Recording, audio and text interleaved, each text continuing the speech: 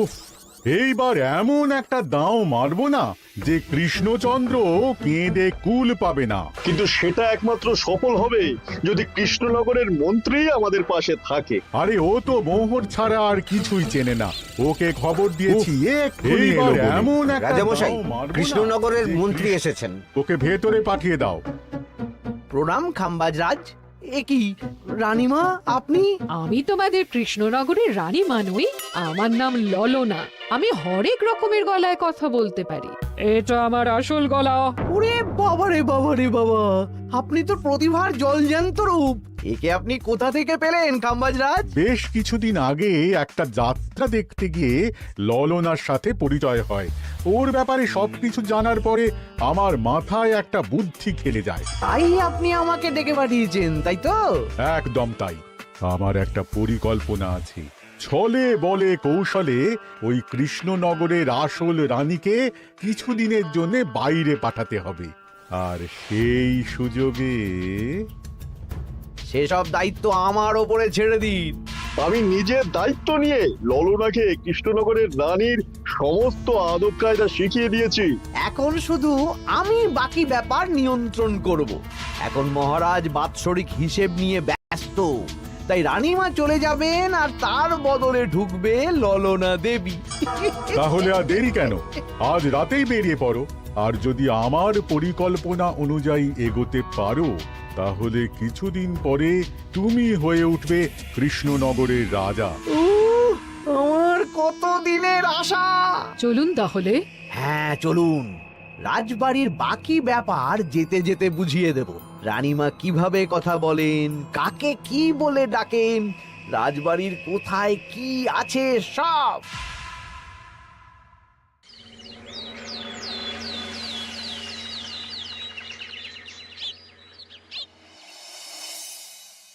কি গো গিন্নি, জ্বরটা নেমেছে? এই জ্বরটা কমেছে, কিন্তু শরীরটা খুব দুর্বল গো। তুমি পারলে ভাতটা রান্না করে রাজবাড়ি যাও, আমি বেলার দিকে এই কিছু একটা তরকারি করব। না না গিন্নি, তোমাকে এই শরীরে রান্না করতে হবে না। আমি তরকারির সবজি কুটে রাখছি। হ্যাঁ, ওই পুটির মাকে বলে রাখবো, ও এসে রান্না করে দেবে। তাহলে তো ভালোই হয়, জ্বরে একেবারে শরীরটা দুর্বল করে দিয়েছে গো। হ্যাঁ, তুমি বিশ্রাম নাও গিন্নি, আমি রান্নাঘরে যাই। কি গোপাল আজকে এখনো এলো না? ও কোনোদিন সময় এসেছে মহারাজ? ওকে তাড়িয়ে আপনি একটা কাককে রাজসভায় রাখলেও সে সময়ে আসবে। আসলে গোপালের গিন্নির খুব জ্বর, আমি দেখে এসেছি। তাই হয়তো ওর গিন্নির সেবা শুশ্রূষা করতে গিয়ে গোপালের দেরি হচ্ছে। তোমাকে আর গোপালের হয়ে কাসুন্দি গাইতে হবে না। এই তোমরা থামো তো। একটু দেরি হয়ে গেল মহারাজ। আসলে গিন্নির খুব জ্বর, তাই কিছুটা রান্না করে এলাম। আচ্ছা আচ্ছা আচ্ছা, তা এখন তোমার গিন্নির শরীর কেমন আছে? আগের থেকে ভালো আছে মহারাজ, জ্বরটা কমেছে, কিন্তু শরীর খুব দুর্বল। বেশ বেশ, একটু যত্নআত্তি করো।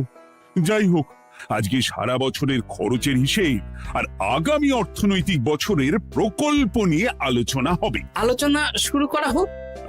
বিগত অর্থনৈতিক বছরে বিভিন্ন খাতে মোট খরচ হয়েছে 15,700 মোহর, আর বিভিন্ন কর বাবদ উপার্জন হয়েছে 22,000 মোহর। তাহলে তো মহারাজ ভালোই লাভ হয়েছে। এবার আমাদের দিকে একটু নয়ন মেলে তাকালেই হয়। সেসব তো দেখবই, কিন্তু তার আগে আমি মন্ত্রীর সাথে বিগত বছরের সব খরচ নিয়ে হিসেবে বসবো। হ্যাঁ, বেশিরভাগ দায়িত্ব তো মন্ত্রীমশাইয়ের কাঁধেই থাকে, তাই উনি কোনো হিসেবে জল দিয়েছেন কিনা সেটাও পরখ করে নেওয়া যাবে। এত কাজের চাপ যাচ্ছে কদিন, শান্তিতে ঘুমোতেও পাচ্ছি না। মন্ত্রী, তুমি আজ বিকেলে রাজবাড়িতে চলে এসো, বিগত অর্থনৈতিক বছরের হিসেবগুলো একবার দুজনে বসে মিলিয়ে নেব। আচ্ছা মহারাজ, যা করার তাড়াতাড়ি করে নিতে হবে। এখন দেরি করলেই এই বছরের প্রকল্পগুলো শুরু করতে দেরি হয়ে যাবে। মহারাজের জয় হোক। বলো প্রহরী, তুমি কি কিছু বলবে? মহারাজ, একজন কালো চাদর মুড়ি দেওয়ার লোক এলেন আর আমার হাতে এই চিঠিটা ধরিয়ে দিয়ে চলে গেলেন। এই গরমে চাদর মুড়ি? অদ্ভুত লোকটা, কি রে বাবা? সর্বনাশ! কি হলো? তোমাদের রানীমার জ্যাঠামশাই খুব অসুস্থ, তাই পরিবারের সবার সাথে দেখা করতে চান। ও মা গো, আজ সভা এখানেই শেষ। এইবার শুরু হবে আসল খেলা। কি বলছেন মহারাজ? হ্যাঁ রানী, আমাকে এক্ষুনি জ্যাঠামশাইয়ের কাছে যাওয়ার বন্দোবস্ত করে দিন মহারাজ। কিন্তু রানী, তোমার জ্যাঠামশাইয়ের বাড়ি কৃষ্ণনগর থেকে ঘোড়ার গাড়িতে গেলেও তো 1.5 দিন সময় লেগে যাবে। এদিকে আমার এত কাজের চাপ। আপনি বরং কয়েকদিন পরে আসুন, আমাকে এক্ষুনি যেতে হবে মহারাজ। বেশ বেশ, আমি তোমার যাওয়ার ব্যবস্থা করছি। সাবধানে যেও রানী, আমি 2-3 দিনের মধ্যেই আসছি।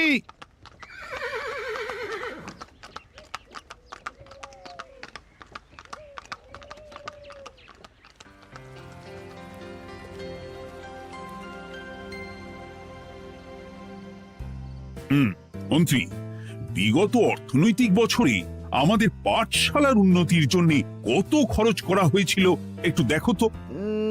সব মিলিয়ে মোট 150 মোহর মহারাজ। কিন্তু আমার এখানে তো 170 মোহর দেখাচ্ছে। 170 মোহর? তা কি করে হয়? একই রানীমা, আপনি ঘোড়ার গাড়ি করে গেলেন আর হেঁটে চলে এলেন? সে আমার ব্যক্তিগত ব্যাপার, তুমি তোমার কাজ করো।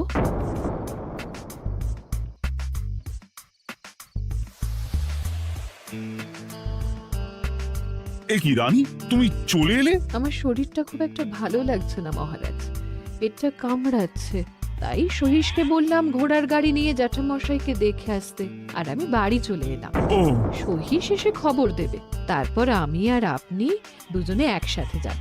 বেশ বেশ, ঠিক আছে রানী, তুমি বিশ্রাম নাও। বিশ্রাম না, আমি একটু স্নান ঘরে যাব, পেটটা কেমন মোচড় দিচ্ছে। মহারাজ কিছুই বুঝতে পারেনি, মজা জমবে।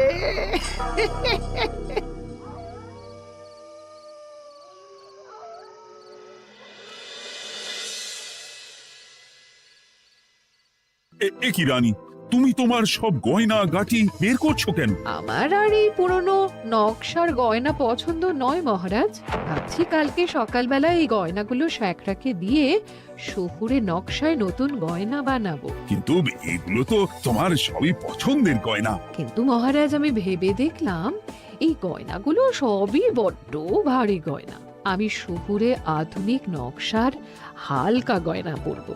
এমনিতে জ্যাঠামশাইয়ের শরীরটা ভালো নেই, মনটাও ভালো নেই, ও, পেটটা কেমন মোচড় দিচ্ছে, আমি আরেকবার স্নান ঘরে যাব।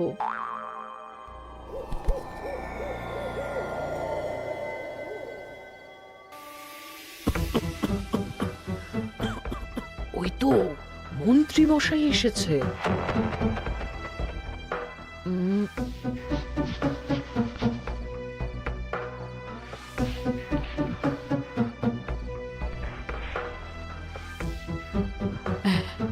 এই রাজ্যে গোপাল আমার শত্রু, কালকে থেকে গোপালকে খাটাবে।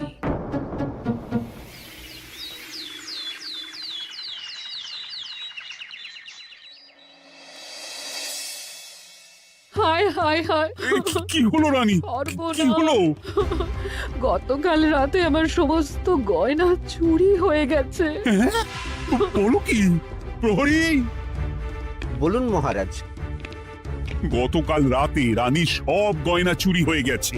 তুমি আরেকজনকে নিয়ে এক্ষুনি খোঁজ করা শুরু করো। যথাজ্ঞা মহারাজ।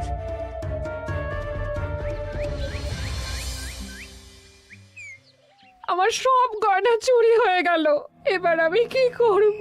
আরে রানী, তুমি কেঁদো না, সেই সকাল থেকে কেঁদেই চলেছ।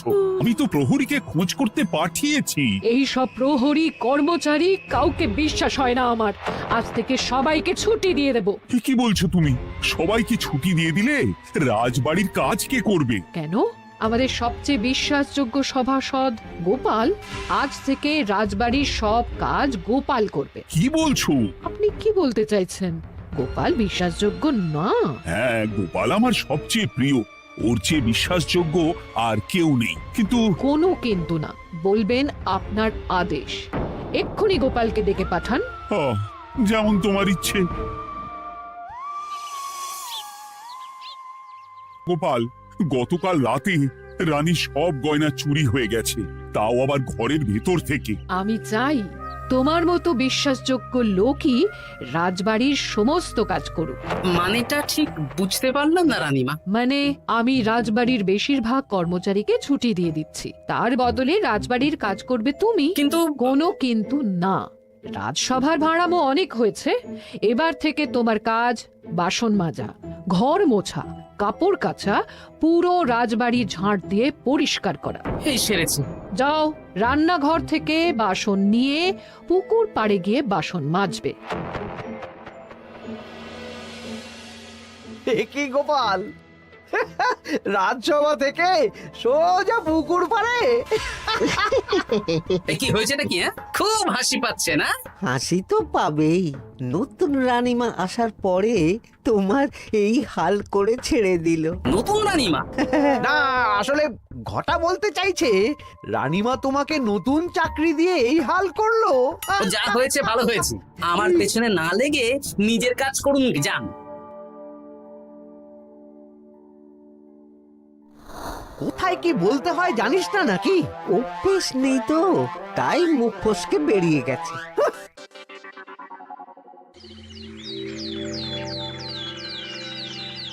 রাজ্যে চোরের উপদ্রব বেড়ে গেছে, তাই আমরা কিভাবে চোরের উপদ্রব কমানো যায় সেই নিয়ে আজকে একটা আলোচনা করব।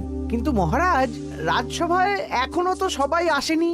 এই তো এসে গেছি। ওই রাজবাড়ির জামা কাপড় কাচ্ছিলাম। এ কি, গোপাল এখন রাজবাড়ির জামা কাপড় কাচে? হ্যাঁ, সেসব করতে গিয়ে আমার নিজের জামা কাপড়ই ভিজে গেল, তাই বদলে এলাম। মহারাজ, রানীমা ঘোড়ার গাড়ি করে এসেছেন। মানেটা কি? রানী তো রাজবাড়িতেই আছে। কি মহারাজ, আমি প্রহরীদের কাছে শুনলাম আমার মতন দেখতে কেউ রাজবাড়িতে উড়ে এসে জুড়ে বসেছে। মানে তুমি তো আগেই চলে এলে। কি কাণ্ড! এই কে? শুনলাম আমার মতন দেখতে কেউ এসেছে। ও আচ্ছা, আপনি। তা কি চাই আপনার? বোঝো কাণ্ড, একরকম দেখতে একরকম গলা।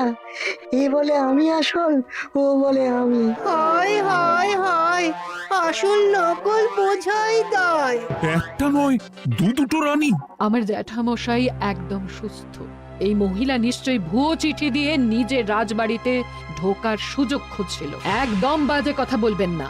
আপনি কে সত্যি করে বলুন। সমস্যা, ঘোর সমস্যা। আমার কোনো পাণ্ডিত্য দিয়ে বুঝতে পারছি না কে আসল আর কে নকল। আমি আসল, বিশ্বাস করুন। আমি তো এই মাত্র এলাম। না, আপনি নকল, আমি আসল। কিভাবে বুঝবো? আমি বলবো মহারাজ, এই যে এই রানী আসল। হ্যাঁ, কিন্তু মন্ত্রীমশাই, আপনি কি করে বুঝলেন? না মানে এই রানীমা তোমার উপরে এত ভরসা করে রাজবাড়ির কাজ করাচ্ছেন, কাউকে বিশ্বাস করেননি, একমাত্র তোমাকে বিশ্বাস করেছেন। এত ভালোবাসা, এত বিশ্বাস কার থাকতে পারে বলো? মানে গোপাল, তুমি রাজবাড়ির কি কাজ করছো? বাসন মাজা, ঘর মোছা, বাগান পরিষ্কার, অনেক কাজ করছি রানীমা। আপনার সব গয়না চুরি হয়ে গেল, তাই কাউকে বিশ্বাস করা যাবে না বলে ওই রানীমা আমাকে কাজে রাখলেন। এই ওই বন্ধ করে একটা উপায় বের করো। বেশ, আমি ধরে নিচ্ছি দুজনেই আসল। তাই আপনাদের দুজনকে আমি পরীক্ষা নেব, দেখব কে উত্তীর্ণ হন। তাই নাও।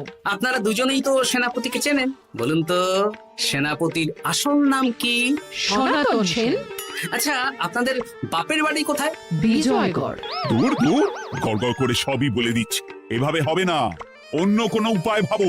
বেশ, সেনাপতি তলোয়ার দাও তো। দিচ্ছি। এই নিন, এই তলোয়ার দিয়ে মহারাজকে মেরে ফেলুন। আপনাদের মধ্যে কে মারতে চান বলুন। এসব তুমি কি বলছো গোপাল? মহারাজ আমার পতি পরমেশ্বর, ওনাকে আমি মারতে পারি? আমি স্বপ্নেও ভাবতে পারিনি গোপাল তুমি এই জঘন্য কাজ আমাকে করতে বলবে। আমি নিজের প্রাণের আহুতি দিতে পারি, কিন্তু মহারাজের গায়ে একটা আঁচড়ও দিতে পারবো না। উফ, খাম্বাজরাজ বেছে বেছে এক ধুরন্ধর নারীকে পাঠিয়েছেন, কোনো জবাব নেই। আমি বুঝতে পারছি না মহারাজ, এনাদের হাবভাব, কথাবার্তা, রূপ সবই একরকম। তবে যিনি ঘোড়ার গাড়ি চেপে এখন ফিরলেন, তিনি আসল হলেও হতে পারেন। আমি আসল, বিশ্বাস করুন। বললেই হলো? আসল হলে প্রমাণ করুন। বেশ, আজকে আর মাথায় কিছু আসছে না। আমি কাল আসবো। ততক্ষণ আপনারা দুজনে রাজবাড়ির দুটো ঘরে থাকুন। কি ছকমারিতে পড়লাম রে বাবা।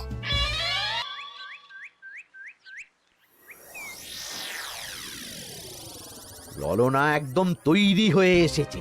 দারুণ মজা হচ্ছে বলুন। এবার শুধু একবার আসল রানীকে সরিয়ে ললনা যদি রানী হয়ে যায়, তাহলে রানীর গয়নার মতন সব আমার হাতে চলে আসবে।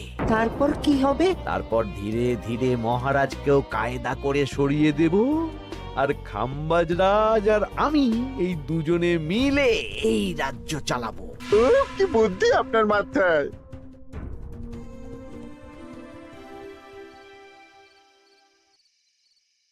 বলছি শোনো না, আমার শাড়িটা একটু ছিঁড়ে গেছে গো। তুমি বাজার থেকে কালকে আমার জন্য একটা শাড়ি নিয়ে আসতে পারবে? হ্যাঁ? আচ্ছা বেশ, নিয়ে আসবো শাড়ি। শাড়ি শাড়ি শাড়ি, এই তো মাথায় বুদ্ধি এসেছে। কাল নয়, আজকেই। গোপাল, তুমি কিছু ভাবতে পারলে? মহারাজ, আপনার দুই রানীকে ডাকুন। আমার তো একটাই রানী। ওই হলো মহারাজ, আসল নকল দুজনকেই ডাকুন। কই গো, একটু বাইরে এসো। বলুন মহারাজ, আপনি ডাকছেন? আচ্ছা, আমি দুটো শাড়ি নিয়ে এসেছি, লাল শাড়ি আর নীল শাড়ি। এই দুটোই মন্ত্রপুত শাড়ি, এক সিদ্ধ পুরুষ দিয়েছেন। কে তিনি? না, সেসব এখন বলা যাবে না, তবে এই শাড়ি দুটো একটা একটা করে ওনাদের দিয়ে দিন। এবার আমি এই শাড়ির বিশেষত্ব বলি। হ্যাঁ বলো গোপাল, বলো। আপনারা দুজনেই আজ রাতে এই শাড়িটা পরবেন, সারা রাত পরে থাকবেন। এই শাড়িগুলো 12 হাত মাপের শাড়ি। আগামীকাল সূর্যোদয় হওয়ার পরে যার শাড়ি 4 হাত কমবে সেই হবে আসল রানী। আচ্ছা বেশ, তাহলে তোমরা দুজনেই এই শাড়ি পরে থাক। কাল সকাল সকাল রাজসভা বসবে, তখন তোমাদের শাড়ি গোপালের কাছে জমা দিও। আচ্ছা। আমি যে নকল সেটা বুঝতে দেওয়া যাবে না। কি করে এই শাড়িটা 4 হাত কেটে ফেলে ওই তো ফল কাটার ছড়িয়ে কেটে ফেলো। কালকে আবার মজা হবে।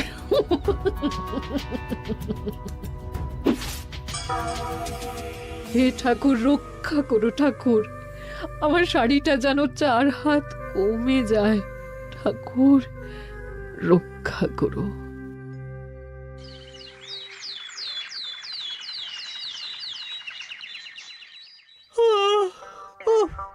এত সকাল সকাল রাজসভা, দূর, ভালো করে ঘুমটাও হলো না। আমি তো ঘুমোইনি, চিন্তায় ঘুমই আসেনি। কই গো, তোমরা এসো।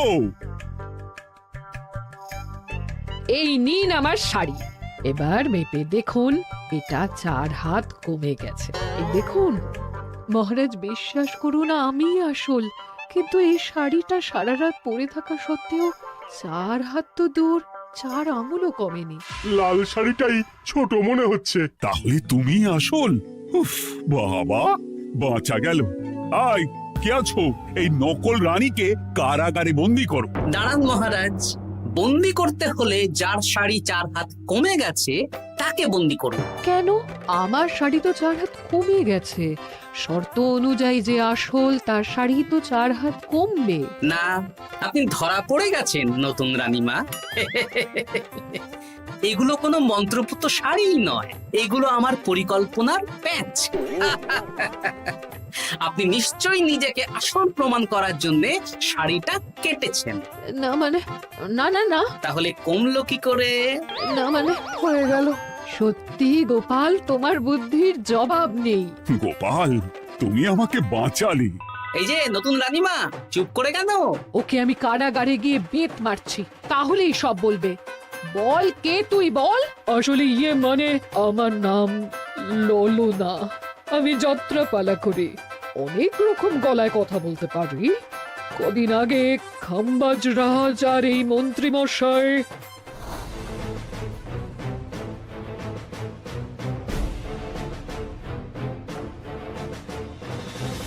বাহ বাহ বাহ বাহ, এ তো দেখছি ললনার ছলনা। তার মানে রানীমার গয়না? ওগুলো তো সব মন্ত্রীকে দিয়েছি, জানলা দিয়ে কাপড়ে পেঁচিয়ে নামিয়ে দিয়েছি। মন্ত্রী, তোমাকে আমি শুলে চড়াবো। ভুল হয়ে গেছে মহারাজ, আমাকে ক্ষমা করুন। প্রাণে মারবেন না, সব গয়না ফেরত দিয়ে দেবো মহারাজ। তুমি শত্রু রাজ্যের প্ররোচনায় এত বড় ক্ষতি করতে চেয়েছিলে? ক্ষমা করুন মহারাজ, ক্ষমা করুন। সেনাপতি, মন্ত্রীকে 1000 বার বেত্রাঘাত করো। আর এই ললনার কি হবে? আমি অনেক দিন ধরে বাড়িতে একটা কাজ করার লোক খুঁজছি, ওনাকেই পাঠিয়ে দিন। আমার গিন্নি শুয়ে বসে থাকবে আর উনি খাটবেন। নয়, হ্যাঁ, ললনার ছলনা ভেস্তে গেল।